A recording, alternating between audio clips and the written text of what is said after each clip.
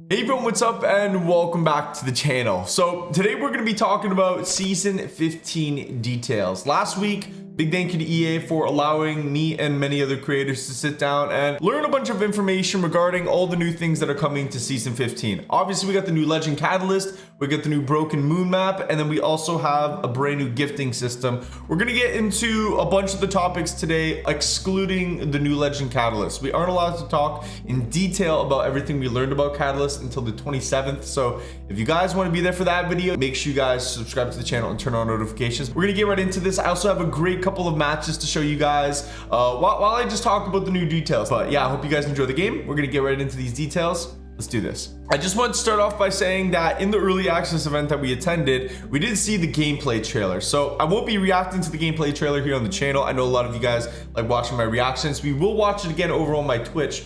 So if you guys want to see me break it down over there, link is in the description. But the new map it's been in the works for a long time. It's been in development since season 8, which is over a year and a half already. Maps in Apex take a long time. It's not arena style maps. They're large scale open worlds almost. So I think they pumped that out in a year and a half is actually pretty incredible. They took a lot of lessons from Stormpoint with this map, and the POIs are much larger on this map than they are on any other map, which is something new that we haven't seen before. They really want to focus on how they approach the rotations in Broken Moon, because a lot of third party happens on Kings Canyon. On World's Edge, things can wrap up a little too quickly, and then on Stormpoint, things can take a little too long. So you really want to learn from everything and bring it all into one experience. They got a couple of new map toys on this map as well. And by map toys, I'm talking on Kings Canyon, we have sky balloons. On this map, we got a little something new. One thing they really wanted to work on with Broken Moon is making sure that it didn't feel really open, kind of depressing and like barren and dry, because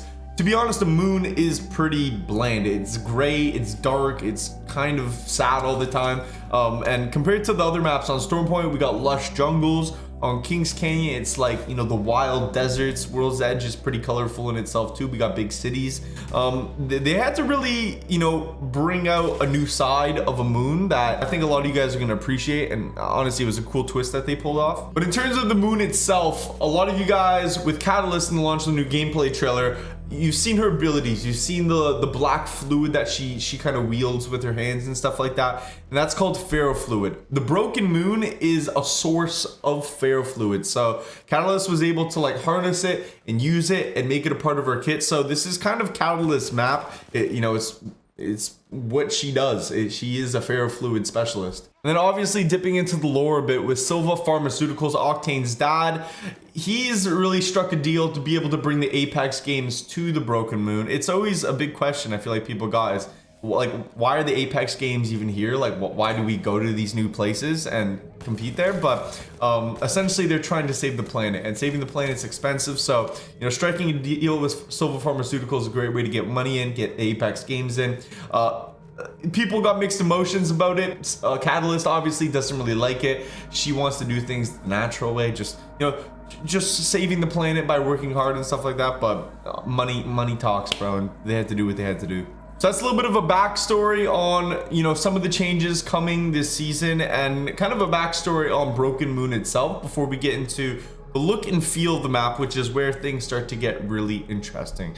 So like I was mentioning, they really wanted to make sure the map didn't feel barren and dry. With the inspiration for this map, they kind of went with the heaven and hell. Obviously the moon having the dark side of the moon, they really wanted to focus on the heavenly side, which is pretty light, and honestly they made it pretty colorful. They really wanted to make it feel a little bit more relatable. So there are a lot of the maps that are a lot more civilized, and then with the whole lore of them trying to save the planet, scientists, factories, a lot of buildings, areas where people were harvesting and stuff like that. So I think that'll be nice, because it's definitely going to be an adjustment coming from Stormpoint, which is literally full of wildlife. Now I wanted to focus on the feel of the map. In terms of POIs, this map is announced to have 16 POIs, which isn't the most, which isn't the least, but it's still a decent number of places to visit. They did say that all the POIs are much larger. They do have some smaller POIs, but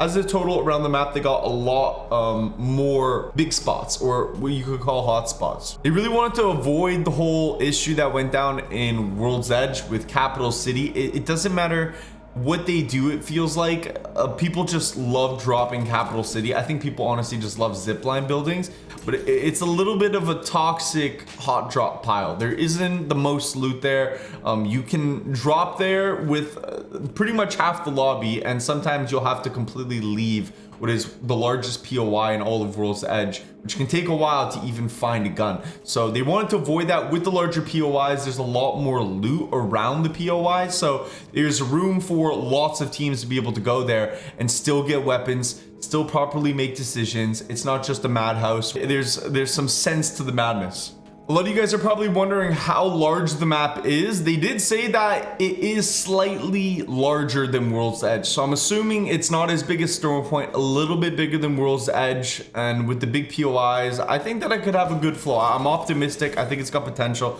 but we'll never really know until we see it in game. That is the big thing ultimately. And then the last cool addition that they have on these maps are zip rail systems. These are the new map toys that they're introducing. If you guys remember the teaser that we were on when they showed off the new Broken Moon map with the golden ticket, that's the thing we rode throughout the entire teaser. It's something that's going to help make a lot of rotations throughout the map. Like I said before, we had the train on World's Edge. Back in the season 3, we got balloons everywhere. We got the jump cannons on Stormpoint. So this is Broken Moon's way of introducing a quick way to rotate, get positioning quickly, or even find other fights.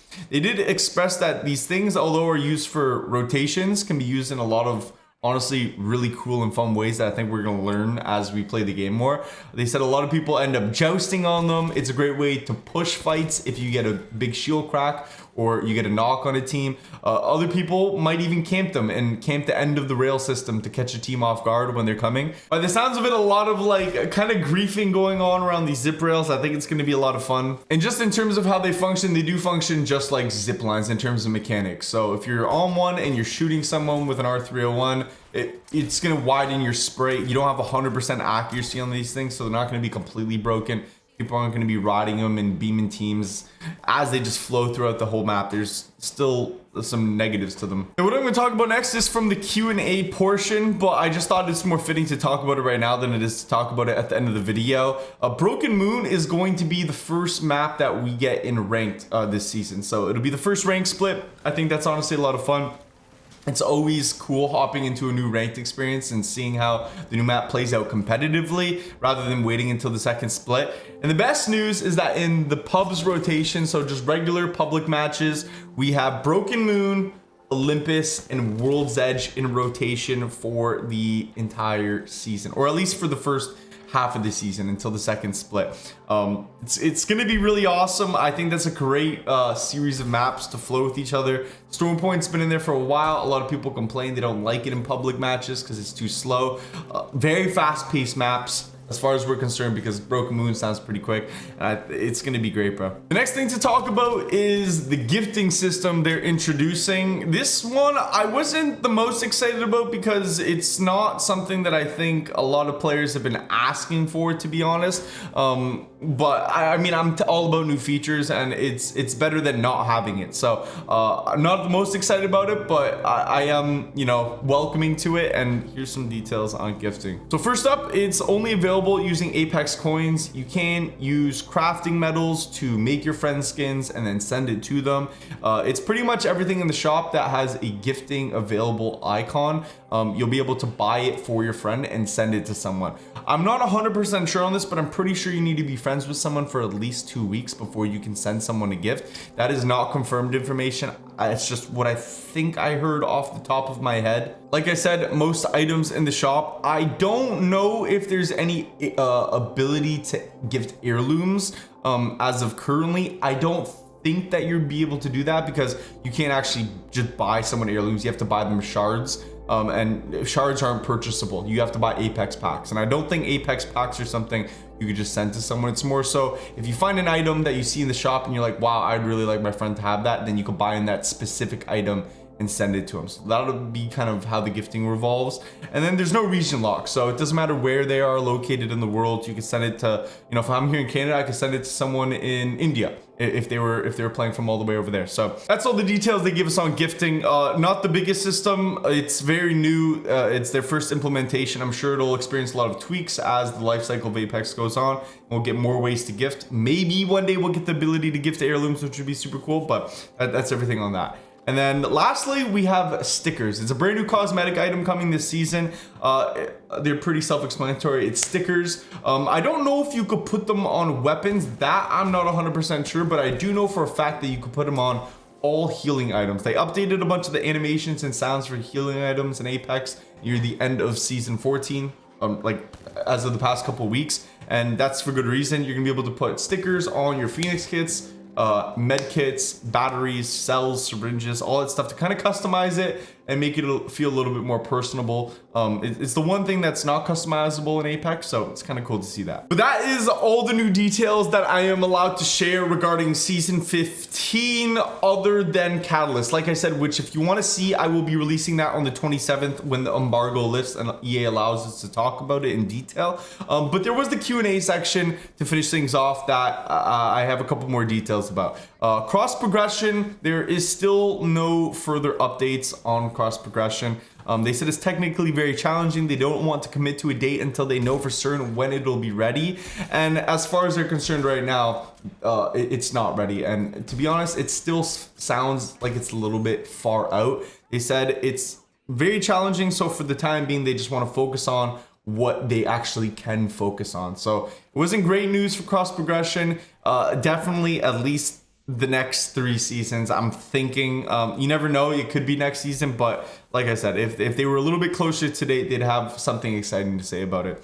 And then, yeah, well, we already talked about map rotations from the Q&A section. So that's pretty much it. I hope you guys enjoyed the video. I will be live streaming all day for the rest of the day on Twitch. If you guys want to see me over there, link is in the description, which we will be watching the gameplay trailer again to break it all down. But I hope you guys enjoyed the video. I hope it helped you. I hope it got you excited for season 15. I am excited for this season. The new Legend Catalyst, I really look forward to. She's probably the thing I'm most excited about for the season, which I didn't get to talk about at all today. But you guys got a good look at her abilities in the trailer. So yeah, I hope you guys enjoyed. If you guys enjoyed, leave a like, a thumbs up on the video, subscribe if you guys want to see more, and notifications, of course, if you guys want to see the new video on the 27th. But see you guys in the next one. Have a great rest of your day.